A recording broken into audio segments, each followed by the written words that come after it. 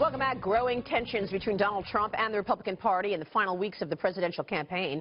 3 weeks to go. House Speaker Paul Ryan, who's had his differences with Trump, now being pressured to embrace a new strategy. Simply ignore Trump. Newt Gingrich is a former Speaker of the House, and he has a new novel out this week, a thriller entitled Treason. Newt, it's wonderful to have you back. Good to see you. No, it's good to be with you, as always. You know, Mr. Speaker, I want to ask you, last week we spoke when we were on the Fox Business Network together on the morning show last week, and you said to me, and this interview got a lot of pickup, there is little Trump and there is big Trump, and little Trump is pathetic. Who will we see Wednesday night? I think you'll probably see big Trump. I think when he's disciplined, as he was last Sunday night, he's very, very formidable. And I think that he will probably rise to the occasion.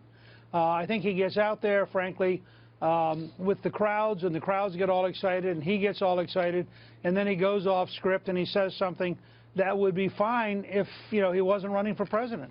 But it makes no sense if he's running for president. And so I think you've got to really draw a distinction. I keep hoping that he'll decide that he's going to grow into being 100% big Trump. Right now he's about 80-20 or 85-15.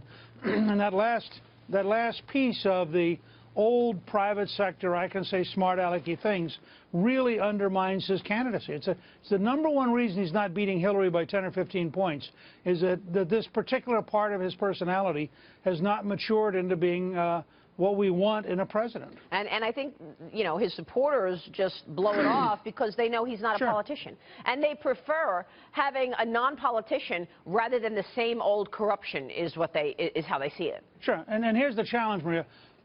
He's already got a tremendous base. I mean, ABC just came out with a poll that said after an entire week of media smears, the total change was 2 percentage points. You, I think, just had a poll that shows he's he's ahead slightly in Ohio, despite everything that the news media did to smear him. So there's a very powerful base there. His challenge is there's another 10 or 15% that would be available.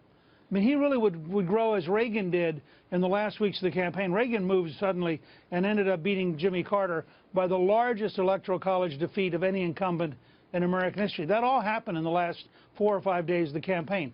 To get to that point, Trump has to appeal to the next block of people. He's not going to lose 39, 40, 41% of the country.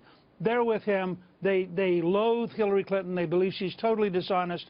They believe any comment about sexuality when Bill Clinton's around is totally hypocritical. So they're not reachable by the news media. But the news media is trying desperately to convince the next 10 or 15% that Trump is unacceptable. And my good friend Barry Castleman wrote a piece on a news media coup d'etat, which is really worth reading, because last Friday, a week ago, the networks devoted 23 minutes to Donald Trump's tape and 57 seconds, all three combined, 57 seconds to the Wikipedia. You look at that bias, that is a deliberate effort by the establishment to undo the work of 14 million Republicans who nominated Donald Trump. Yeah.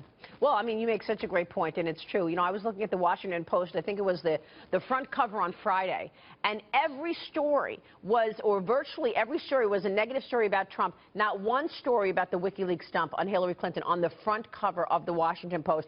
It actually is extraordinary what's happening with the mainstream media right now in terms of working for Hillary Clinton. I think it would be better off just to describe them as left-wing propaganda. Skip the idea that they relate to the news. The news is the excuse for them to bring out propaganda. The Washington Post this morning has an article, front of its Outlook or opinion section, has an article on the GOP after Trump's defeat. Now, I mean, what kind of arrogance at a point when Trump's clearly within the margin of error in the ABC poll? Yeah, and what kind of arrogance? You're right. You're right. I mean, they're just making the case and figuring that's the you know, they're going to write the script. Let me ask you this, because we got to get to the GOP unity or lack of unity.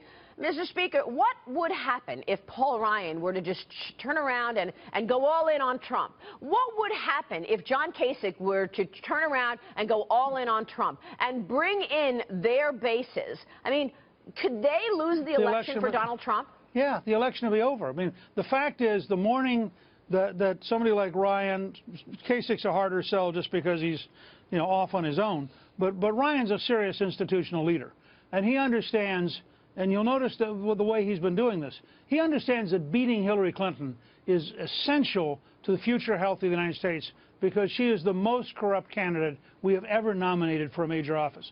So he understands he has to beat Hillary.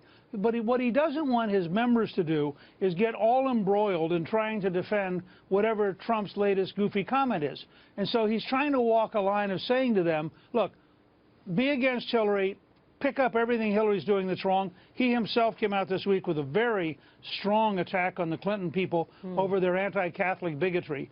And so you're going to see him do that. But he doesn't want his members to be sucked into the local reporter running in with whatever Trump said this afternoon and spending their time on that, because that may cost them moderate voters.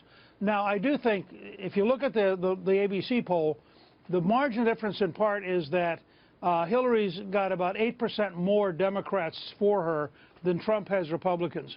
If you could have a Kasich, if you could have a Rye in the last 10 days coming in and saying, okay, look, every Republican has to vote for Donald Trump, I think that would, in fact, help guarantee a Trump victory. And frankly, I think he's very likely to win anyway. I mean, I just wonder if they understand that if Donald Trump doesn't win, that people are going to remember that they had a chance, they had a window to actually help, and they didn't. And I think people are going to remember that, and they're going to be mad. Real quick, New, before you go, the WikiLeaks, the dump on Hillary Clinton's emails, John Podesta's emails, what do you think was most onerous? What was the worst out of the WikiLeaks? This stuff is getting buried by other stuff, and I want to make sure you tell us your standpoint, what you think is worst. Very quickly, two different things. One was her secret speech to the Brazilian bankers for $225,000, where she says her dream, this is her word, her dream is of a Western Hemisphere without borders. That's 600 million people who could come to the United States.